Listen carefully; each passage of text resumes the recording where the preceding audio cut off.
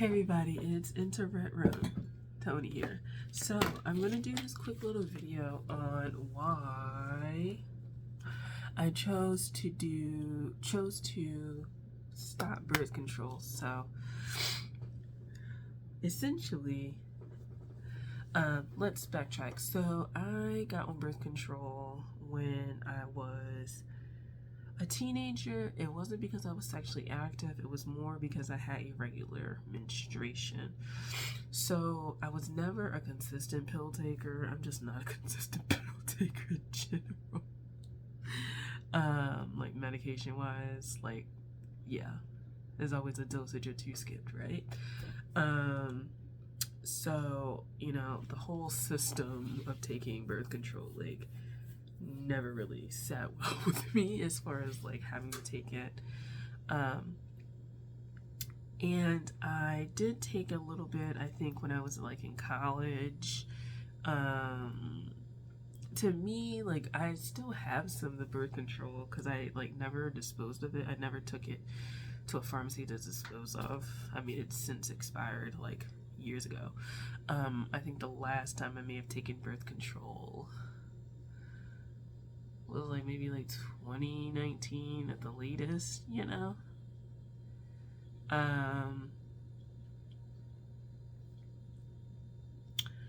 Yeah, like that's like the latest. Like by 2020, I definitely have not been taking birth control. But I got put on the birth control like regularly periods. And then I kind of waded through that, you know, going through the motions. Eventually, I was diagnosed around 2019-ish, somewhere in there, with PCOS, polycystic ovarian syndrome, and was subsequently put on progesterone. Now, when you learn about your menstrual cycle, you learn that you have estrogen like spiked in the first two portions of your cycle, like the first two phases, and then the latter phases is a spike in progesterone. You also learn that progesterone helps you with like pregnancy, like keeping your lining intact, because you may miscarry without it and stuff like that. Not a medical doctor, I just kind of picked up a little bit of this in my own like healing journey, learning journey. So getting on progesterone, I particularly didn't like that part of it, mainly because I didn't like the effects that it had on me. You would have to take it at night. My speech would be slurred, my legs kind of lost the ability to like work for a few minutes, like 30-ish minutes, and I just overall felt like kind of shitty taking it. I also kind of felt that there was just an alternative path for me that I needed to take, and I didn't know where it sat within conventional medicine or outside of it. I just never knew where it sat. But I just kind of felt like there was some other way of exploring this healing and getting this like on track in terms of regulating my menstruation. Eventually what caused me to stop taking progesterone and just discontinuing it was that as I worked through the pills, you have to take them a certain amount and then wait, and then you should start. I just kind of noticed that they felt like they were no longer effective. Like I would take the full cycle and then wait, and it still wouldn't come on. And I kind of almost felt like if I was having a certain cycle, like let's say I was in my follicular phase, right? If my body was like working the way I thought, me putting a bunch of progesterone in it seemed like it was disrupting the system that was going on, like the cycle that I was in. And so it felt like energetically and physically, just kind of like deep down intuitively, it felt like whatever system that I had that was trying to regulate itself was getting dysregulated by this. And I really felt like I was just throwing myself off, and I just wasn't having the resolutions that I needed to have when it came to this. So I decided to opt out of progesterone altogether. And I haven't gone back to the doctor for it since, because I felt like I just didn't need it anymore. Birth control I stopped like a few years before this. And again, it was because I just felt like it was trying to put me on a schedule of menstruating that my body wasn't quite aligned with. It wasn't a brutal feeling of like your body's trying to, the pills are trying to force your body to have menstruation, but it just kind of felt like it was just very misaligned. Like quite misaligned. Like, I don't know how to describe it. It just feels like even though I'm taking pill 1 for day 1 and day 2 and day 3 and day 4 and 5 and 10 and 14 and 20, 28, it just felt like my body had its own rhythm, and the shit was just throwing me off completely.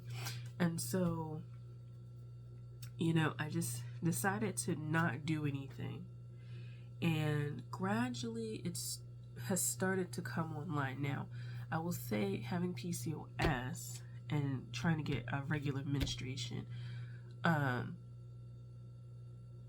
a lot has gone into the journey between like going off of birth control, going off progesterone. I have a video about PCOS and my perspective on it. I'll link it when I like upload this. My perspective on this whole thing has been outside of the conventional medical space for me, and for me that has worked. And the reason I know it's worked is that I've gotten my period back and it's been more consistent. So the journey to kind of figuring out my own natural cycles and rhythms has been as minute as, well, minute is not really an appropriate word for menstruating because it's a large portion of my life. It may not be my whole life, right? My whole lifespan, but it's a huge part of my life.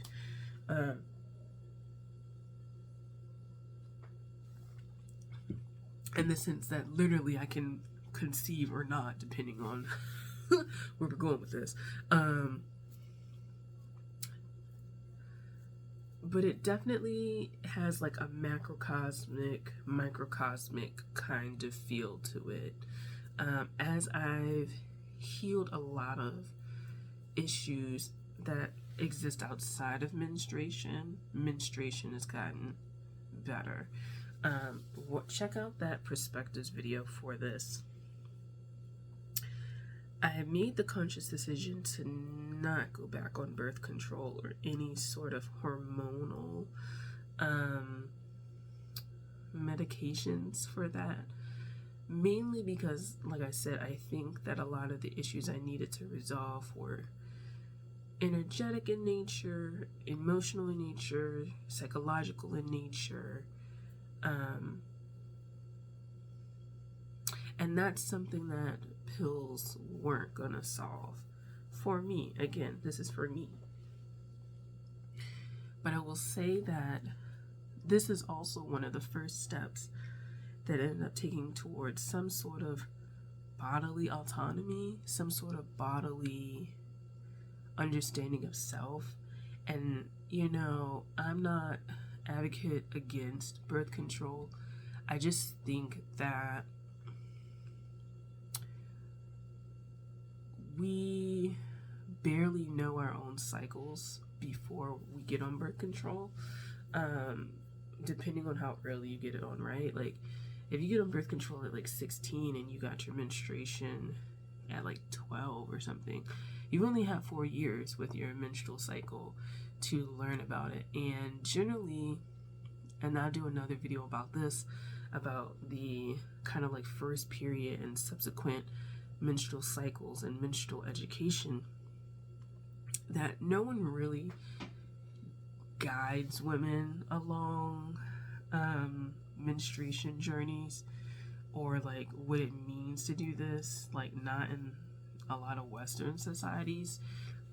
Other, societies in maybe like South America, parts of Africa, maybe parts of Asia as well, there may be a more ingrained tradition regarding menstruation.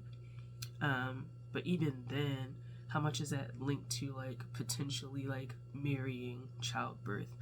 Like how much guidance do we have about menstruation for young women, young adults, that's not tied to the subsequent marrying off, childbearing kind of route? I kind of question that sometimes. So my decision to stay off of birth control has just been informed by my decision to get to know my body more and more, to work with my PCOS more and more, to understand my PCOS more and more outside of the physical health constraints, outside of the conventional medical space. And the decision to understand what it means to menstruate and appreciate menstruation. Another video I need to do is, why do we kind of hate our period so much? And I think it may stem from believing that menstruation hinders our yang energy, our ability to go out and masculinize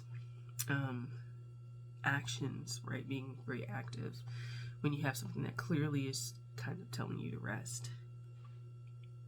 I think that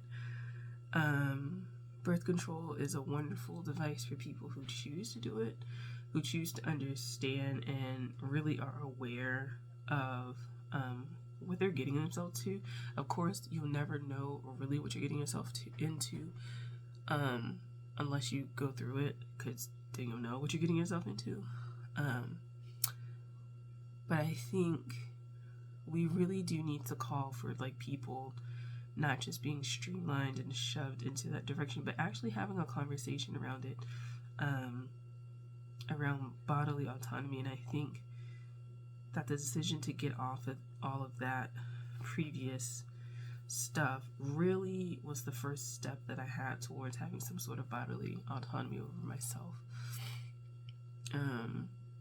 It really sparked conversations with myself, and I'm getting deeper into my own menstrual cycle, learning what foods I like, learning my physiological changes during the cycles. I notice that I do have changes when it comes to each phase of my cycle.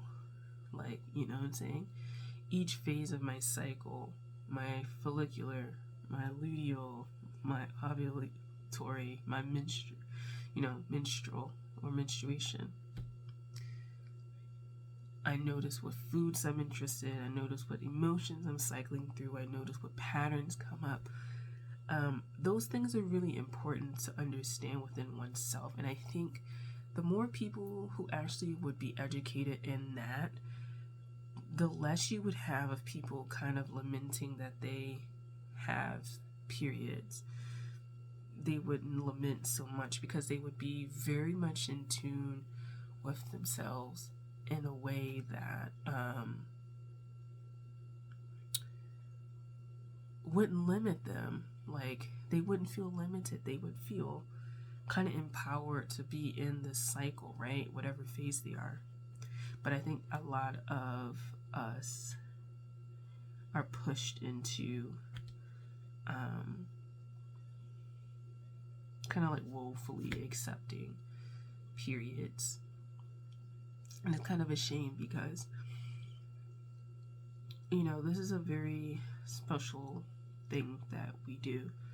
I know a lot of people don't think that, but it's very special. Not everyone does it. And so I think, take that power back and make certain choices with the information that your body is giving you, right? I have so many more ideas, but it's almost 3 o'clock in the morning. So what I'll do is I'll end this video, and then I'll talk in a later date about the other topics that I mentioned in this video, and then we'll go from there. So yeah, moving away from birth control, progesterone, just opened me up to exploring myself, my own body, having autonomy, and just questioning a lot of things about periods, period culture, menstruation culture, and various topics came up. So thank you for watching. I'm kind of tired. I'll see you